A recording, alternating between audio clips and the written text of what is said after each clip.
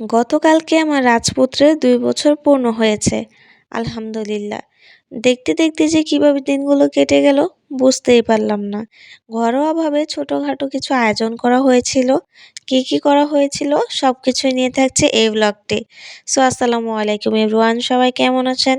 আশা করছি আল্লাহর রহমতে সবাই ভালো আছেন, সুস্থ আছেন। আমরাও আলহামদুলিল্লাহ ভালো আছি। মনে হয় এই তো কিছুদিন আগে আমার রাজপুত্র আমার কোলজুড়ে এসেছিল। ছোট, ছোট হাত, ছোট, ছোট পা, ছোট্ট একটি মুখের মুচকি হাসি। একটু, একটু করে সে বড় হচ্ছে। মাশাআল্লাহ, সবাই তার জন্য অনেক, অনেক দোয়া করবেন। গত বছর যখন তার ১ বছর পূর্ণ হলো, তখন আমি তেমন কিছুই করি নাই। কারণ তার বাবা যেহেতু সাথে নেই, আমি ভেবেছিলাম যে সে যখন দেশে আসবে, তখন তার বার্থডে সেলিব্রেট করব। এর আগে করব না। কিন্তু এখন মাশাআল্লাহ ছেলে একটু, একটু করে বড় হচ্ছে।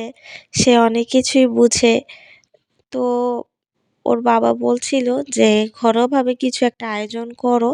যখন আমি দেশে আসবো তখন করব। সবাই একসাথে মিলে আরো ভালোমতো আয়োজন করব।" সো এজন্য আরকি ঘরোয়াভাবে যতটুকু পেরেছি অতটুকুই করেছি। এখানে আমরা শুধু ফ্যামিলির মানুষরাই ছিলাম। এখানে আমি ফার্স্টে চিকেন বিরিয়ানি রান্না করেছিলাম।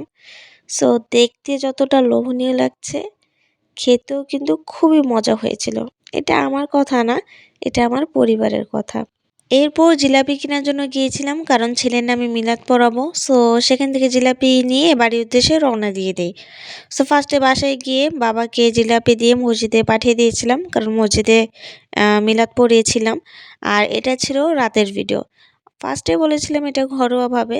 তো আমরা ছোটখাটোই কিছু আয়োজন করেছিলাম। সো এই তো আমার বার্থডে বয়ের নামও এখানে লিখা ছিল, হ্যাপি বার্থডে টু মেহেরাব। তো ভিডিওটি ভালো লেগে থাকলে অবশ্যই লাইক, কমেন্ট অ্যান্ড শেয়ার করে দিবেন। এতক্ষণ পাশে থাকার জন্য অসংখ্য ধন্যবাদ এবং অবশ্যই সবাই আমার ছেলের জন্য দোয়া করবেন। সবাই ভালো থাকবেন, সুস্থ থাকবেন। আল্লাহ হাফেজ।